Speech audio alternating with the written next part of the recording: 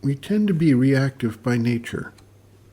Something occurs, and we immediately capture the vibration and respond to it. Thus, we have outbursts of anger when we are frustrated or feel insecure, or when something gets in the way of some idea, intention, or movement we want to undertake. An example of this type of instantaneous reactivity is the phenomenon of road rage. Perhaps someone is driving too slowly or cuts in front.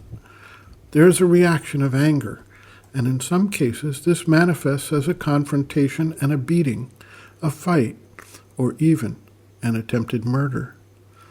Many cases of domestic violence are a result of reacting in the heat of the moment with anger and violence. It is not just anger that occurs in this manner. Many cases of sexual assault are crimes of passion, as they occur without premeditation when an individual suddenly experiences the sexual force and does not restrain it from expression.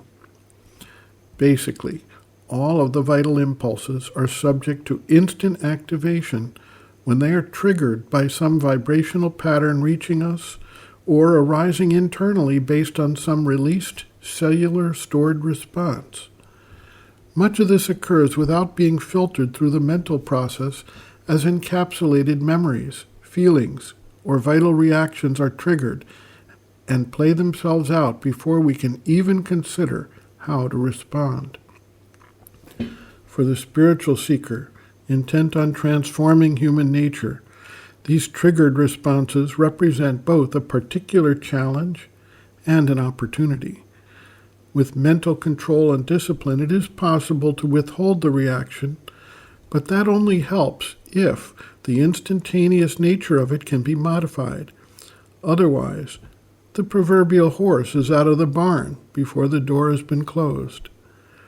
That is why adopting the practice of shifting the standpoint to the witness consciousness, observing the nature, is extremely useful to the spiritual seeker.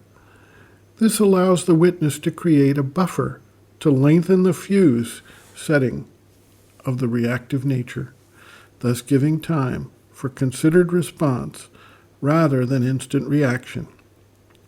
It is the attachment to the external ego personality that allows the unfiltered reactions to take place.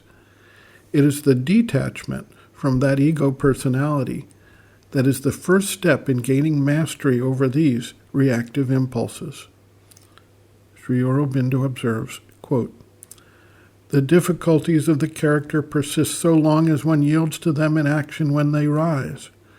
One has to make a strict rule not to act according to the impulses of anger, ego, or whatever the weakness may be that one wants to get rid of. Or if one does act in the heat of the moment, not to justify or persist in the action. If one does that, after a time, the difficulty abates, or is confined purely to a subjective movement which one can observe, detach oneself from, and combat." End quote. Reference, Sri Aurobindo and the Mother, Looking from Within, Chapter 4, Ordeals and Difficulties, page 77.